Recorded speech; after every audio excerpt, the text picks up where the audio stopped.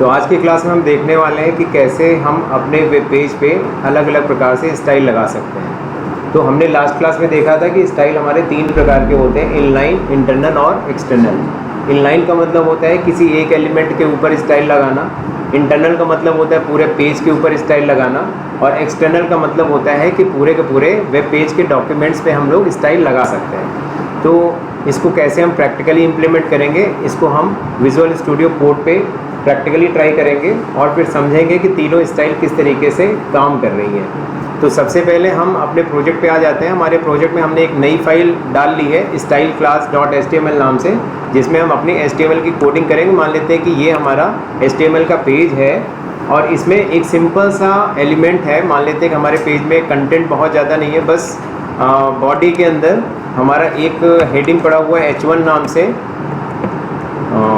मान लेते हैं कि फर्स्ट स्टाइल क्लास के नाम से हमने इसको बना लिया और इसको लिख दिया ग्लोबेक्स इन्फोटेक आगे। और एक दूसरा हमने पैराग्राफ लगा लिया पी टैग, और पैराग्राफ के अंदर हमने कुछ लिख लिया, the quick brown fox jumps over the lazy dog. ऐसा कुछ करके हमने एक पैराग्राफ डाल दिया सिंपल सा। ये हमें किस प्रकार से दिखाई पड़ेगा, इसको हम रन करा के देखते हैं। इसको सेव कर लेते हैं, राइट क्लिक करते हैं, ओपन विद लाइव सर्वर करके एक बार देखते हैं कि ये किस तरीके से हमें हमारे ब्राउज़र पे किस तरीके से इसका इफेक्ट आता है। तो चूँकि अभी हमने इसमें कोई भी स्टाइल और किसी तरीके का कोई इसमें फॉर्मेटिंग नहीं किया हुआ है, तो ये हमें प्लेन टेक्स्ट यानी सिंपल ही दिखाई पड़ेगा। तो इस तरीके से ये हमारा पेज का प्रीव्यू सामने रेडी है, फर्स्ट स्टाइल क्लास, और हमारा पैराग्राफ लिख के आ रहा है। इसमें हमने H1 हेडिंग यूज़ किया हुआ, सबसे लार्जेस्ट होके आ रहा है। अभी हम इसी को फॉर्मेटिंग करते हैं कि इसका कलर सपोज़ हमें चेंज करना है स्टाइल के थ्रू, और इसका कलर भी हमें चेंज करना है। फिर बाद में हम इसके बैकग्राउंड का भी कलर चेंज करके देखते हैं, ठीक है। तो सबसे पहले हम क्या करेंगे, हमारी पहली जो कैटेगरी है, हमारी पहली कैटेगरी है इनलाइन। तो मैं H1 पे यहाँ पर 2 H1 यूज़ करता हूँ एग्जाम्पल के लिए। एक दूसरा H1 मैंने यूज़ कर लिया, यहाँ पर मैंने लिख दिया सेकंड हेडिंग, और ये पहली वाली हेडिंग पे इस पे मैं इनलाइन स्टाइल यूज़ करने जा रहा हूँ। तो इनलाइन स्टाइल यूज़ करने के लिए सबसे पहले किसी भी एलिमेंट पे एक एट्रीब्यूट ऐड करते हैं जिसका नाम है स्टाइल। तो हम स्टाइल नाम से टाइप करेंगे इक्वल्स टू सिंबल लगाते हुए, फिर हम इसमें एट्रीब्यूट जो भी हम सेट करेंगे स्टाइल का, ठीक है, यानी कि जितनी भी प्रॉपर्टीज़ हम चाहें किसी भी एक स्टाइल के अंदर लगा सकते हैं। बस शर्त क्या है कि जितनी हम प्रॉपर्टीज़ लगाएंगे, हर एक प्रॉपर्टी का अपना एक वैल्यू होता है, वो वैलिड वैल्यू हमारे पास होना चाहिए, तभी उसका इफेक्ट हमारे सामने दिखाई पड़ेगा। तो मान लेते हैं मैं इसका कलर चेंज करना चाह रहा हूँ। तो कलर एक ऐसा एट्रीब्यूट होता है बेसिकली जो फोरग्राउंड कलर को चेंज करता है, किसके, किसी भी टेक्स्ट के, किसी भी लिंक के, या किसी भी बटन के। जब हमको बटन का लिखा हुआ कोई भी फोरग्राउंड कलर चेंज करना हो, या कोई हाइपरलिंक का हमें फोरग्राउंड कलर चेंज करना हो, या टेक्स्ट का फोरग्राउंड कलर चेंज करना हो, चाहे वो हेडिंग हो या फिर हमारा पैराग्राफ ही क्यों ना हो, तो उस कंडीशन में हम कलर यूज़ करते हैं और कॉलन का सिंबल लगा के जो भी कलर हमें लेना है। तो देखिए यहाँ पर विजुअल स्टूडियो कोड में मैं कर रहा हूँ, इसलिए कलर के सजेशन भी मेरे सामने आ रहे हैं। ए से लेकर Z तक सारे कलर हैं, जो कलर आपको चाहिए वो आप कर सकते हो। आप R प्रेस करेंगे तो यहाँ पर रेड से रिलेटेड कलर आ गया, तो रेड मैंने सेलेक्ट कर लिया।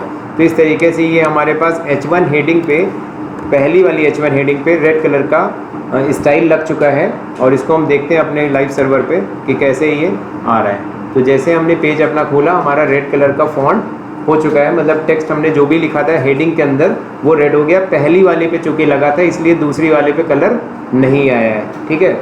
अगर हम चाह रहे हैं कि हमारे पेज पे, ये समझ में आया सभी लोगों को, अगर हम चाह रहे हैं कि हमारे जिस पेज पे हमने H1 हेडिंग यूज़ किया है एक ही बार कलर चेंज करें और सारी H1 हेडिंग का कलर चेंज हो जाए, तो फिर हम इनलाइन हटा के इंटरनल स्टाइल यूज़ करेंगे। अब इस वाले में लॉस क्या है, इस वाले में नुकसान क्या है कि अगर हमें इस पे अगर चाहिए सेकंड वाले पे, तो इस पे भी सेम एट्रीब्यूट यूज़ करना पड़ेगा। जैसे ये हमने कॉपी किया, यहाँ पर आके पेस्ट कर दिया इसको, सेव करने के बाद इसको देखते हैं तो दोनों लाइनें हमारी सेम कलर की हो गई हैं। अब अगर सेकंड वाला हम कलर चेंज करना चाहें तो यहाँ से हम इसका कलर भी चेंज कर सकते हैं, जो भी कलर, सपोज हम ग्रीन कर रहे हैं, ठीक है। तो ये हमारे पास ग्रीन कलर का चेंज हो गया। इनलाइन का फ़ायदा है कि हम किसी पर्टिकुलर एलिमेंट पे जब चाहे जो कलाकारी करना वो कर सकते हैं। हमें किसी भी टाइप का इफेक्ट सेट करना हो किसी भी अलग अलग एलिमेंट पे तो हम उसको कर सकते हैं, कोई दिक्कत नहीं है। फिर उसके बाद दूसरा नंबर आता है हमारा कि अगर हम ये काम कर रहे हैं कि अगर एक बार H1 पे कोई स्टाइल सेट करें और वो हमारे पेज में जितनी बार भी H1 यूज़ हो, ठीक है, तो वो हर पेज में स्टाइल सेट कर दे। जैसे अभी मैं थोड़ी देर के लिए ये स्टाइल को यहाँ से कट कर रहा हूँ और पैराग्राफ पे लगा दे रहा हूँ, हमारा जो भी पैराग्राफ है, तो हमारा पैराग्राफ ग्रीन कलर का हो गया है, आप लोग देख सकते हो। और अगर मैं चाह रहा हूँ कि H1 पे जो कलर लगा हुआ है रेड कलर का, ये पूरे के पूरे पेज में जितनी बार H1 यूज़ हो हर बार कलर रेड हो जाए, तो उसको फिर हम स्टाइल हमें चेंज करना पड़ेगा। तो यहाँ से मैं क्या करता हूँ, इस पूरे स्टाइल को डिलीट करना है मुझे, ठीक है, ऐसा कुछ करके। अब ये H1 के लिए मैं स्टाइल बनाने जा रहा हूँ पूरे पेज के लिए। तो पूरे पेज के लिए अगर स्टाइल बनाना होता है तो हम लोग इंटरनल स्टाइल का यूज़ करते हैं। अच्छा, इंटरनल स्टाइल बनाने के लिए हमें ये चीज़ ध्यान रखना है कि हमें हेड सेक्शन के अंदर एक अलग से टैग यूज़ करना है स्टाइल नाम से, इस तरीके से कुछ करके। और इसके अंदर जितने भी एलिमेंट्स पे हमें फॉर्मेटिंग सेट करनी है, मान लेते हैं यहाँ पर मेरा टास्क है H1 पे, तो मैं यहाँ पर H1 लिखता हूँ और कुछ इस तरीके से इसको डेफिनेशन में दे रहा हूँ। ये देखिए H1, और इसमें मुझे क्या करना था, कलर सेट करना था, और कलर मुझे सेट करना है रेड। ये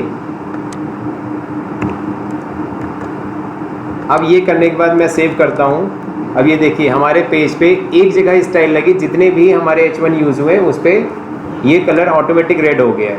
अभी मैं और इसको अच्छे से क्लियर करने के लिए एक तीसरी भी हेडिंग डाल रहा हूँ, थर्ड हेडिंग सेम H1 नाम से, और देखते हैं कि क्या वो भी रेड कलर से आ रहा है कि नहीं आ रहा है। यहाँ पर थर्ड में लिख दे रहा हूँ, थर्ड हेडिंग, ठीक है। ये देखिए, यानी आप पूरे पेज में कहीं पर भी H1 यूज़ होगा तो उसका ऑटोमेटिक कलर क्या होगा, रेड होगा। क्लियर है। तो इस तरीके से हम लोग यूज़ कर सकते हैं अपना इंटरनल स्टाइल।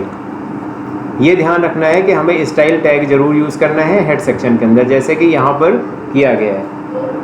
अच्छा, ये दोनों उम्मीद करता हूँ कि आपको क्लियर हो गया हो। अभी यही काम हमें करना है। अब यहाँ से हमें ये काम नहीं करना है, इसको मैं डिलीट कर दे रहा हूँ। H1 वाले पे, H1 हेडिंग पे हमें स्टाइल तो लगाना है सेम, बट इस तरीके से नहीं करना है, हमें इसका एक्सटर्नल फाइल बना के करना है। तो हमें कैसे करना होगा, तो यहाँ पर मैं अपने प्रोजेक्ट पे आ जाता हूँ लेफ़्ट साइड में, और यहाँ पर मैं एक फ़ोल्डर मुझे ऐड करना पड़ेगा। मैं एक फ़ोल्डर ऐड करता हूँ, जिस भी नाम से आपको करना हो, या सीधा आप फाइल भी ऐड कर सकते हैं। मान लेते हैं वैसे अगर एक से ज़्यादा स्टाइल हैं आपके किसी भी प्रोजेक्ट में, तो आप फ़ोल्डर बना लीजिए CSS नाम से, और उसके अंदर CSS वाली फाइलें सारी डाल दीजिए। ठीक वैसे ही जैसे हमने इमेज के साथ किया था, एक इमेज नाम से फ़ोल्डर बनाया था और सारी इमेजेस उसी के अंदर डाल दिया था। तो अगर एक स्टाइल है तो कोई दिक्कत नहीं, आप बाहर ही रख लो, और अगर एक से ज़्यादा है तो आप अंदर भी रख सकते हो। तो अभी जैसे मुझे यहाँ पर डायरेक्टली फ़ाइल क्रिएट करनी है, तो यहाँ पर मैं इस फाइल को लिख देता हूँ style.css नाम से, ठीक है। जैसे आपने style.css नाम से क्लिक किया तो आपके पास एक style.css नाम से एक फ़ाइल यहाँ पर बन चुकी है। अब यहाँ पर हमें H1 के ऊपर लगाना, तो हम सीधा एलिमेंट स्टार्ट हो जाएंगे। इसमें कहीं कोई और भी डेफिनेशन, जैसे कि कोई भी स्ट्रक्चर नहीं बनाना है, कुछ भी नहीं लिखना है, सीधा हम H1 लिखेंगे, और H1 के बाद सीधा यहाँ पर उसकी प्रॉपर्टी सेट कर लेंगे, जो भी प्रॉपर्टी हमें सेट करना होगा। जैसे यहाँ पर कलर लिखा, कलर की वैल्यू रेड रखी है और सेमीकोलन लगा दिया, ठीक है। अब ये हमारा H1 डिफ़ाइन हो गया है। अब ये H1 जो डिफ़ाइन हो गया है, इसको हम इस अपने पेज से कनेक्ट करेंगे, जिस पेज पे ये स्टाइल हमें चाहिए होगा। तो हमारा जो पेज है जिस पे हमें चाहिए होगा वो है स्टाइल क्लास .html। तो इस पेज में H1, अभी देखिए यहाँ पर जो H1 है ये हमारा ब्लैक ही कलर का आ रहा है, ठीक है, क्योंकि अभी इसमें स्टाइल तो बन चुकी है बैकग्राउंड में, बट वो कॉल नहीं की गई, स्टाइल को यूज नहीं किया गया। तो किसी भी पेज पे जहाँ पर किसी अदर सोर्स पे हमारी स्टाइल बनी हुई है, अगर हमें सेम पेज पे या किसी और पेज में भी कॉल करना है, तो उसके लिए हमें इसको कनेक्शन देना पड़ेगा स्टाइल का। तो वो भी हम हेड सेक्शन में ही करेंगे, लिंक एट्रीब्यूट दिया हुआ है हमारे पास उसके लिए, ठीक है।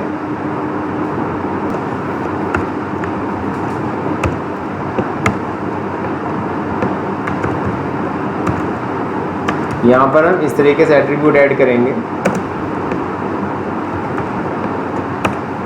टाइप हम यूज़ करेंगे टेक्स्ट ऑब्लिक CSS, और इसका href यानी रेफरेंस कहाँ पर है वो हम देंगे। तो यहाँ पर अभी डायरेक्टली हमने लिखा है style.css, क्योंकि डायरेक्टली हमारी फाइल ओपन है, बाहर है, ठीक है। इस तरीके से इसको हम क्लोज कर देंगे। तो ये हमारा हेड सेक्शन में हमने एक लिंक नाम से एक अलग एलिमेंट ऐड कर दिया, जिससे कि हमारे इस पेज में स्टाइल कॉपी हो जाएगी जो हमारा है अगर वैलिड। तो इसको रिफ्रेश करते हैं, ये देखिए जैसे हमने पेज रिफ्रेश किया हमारे पास किसी और सोर्स की स्टाइल यहाँ पर कॉपी होके आ गई है, ठीक है।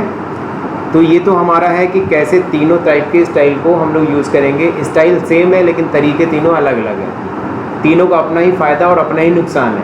अगर आप इंटरनल यूज़ करते हैं तो उस कंडीशन में आप जितनी भी जगह H1 यूज़ करते हैं वहाँ पर सब जगह चाहे या ना चाहे कलर चेंज हो जाएगा। हाँ, ओवर राइटिंग आप कर सकते हैं। कैसे कर सकते हैं? जैसे मान लेते हैं कि आपको यहाँ पर H1 का कलर तीनों पे रेड आ रहा है, अभी आपको सेकंड वाले पे रेड नहीं चाहिए, ज़बरदस्ती का हो गया है, आपको इसका कलर चाहिए ब्लू। तो उस कंडीशन में सेकंड वाले पे जाके इसका एट्रीब्यूट हम सेट कर देंगे। यहाँ पर हम लिखेंगे स्टाइल कलर ब्लू, ठीक है। अब देखिए ये हमारा जो रेड था, रेड ओवरराइट हो गया है ब्लू के थ्रू।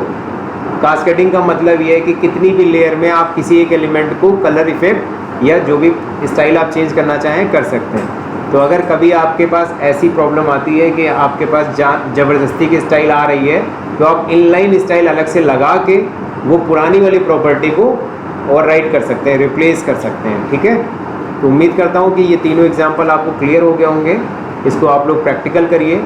अगर कहीं कोई डाउट आता है तो कमेंट के थ्रू ज़रूर इसको हम डिस्कस करेंगे। मिलते हैं अपने अगली क्लास में।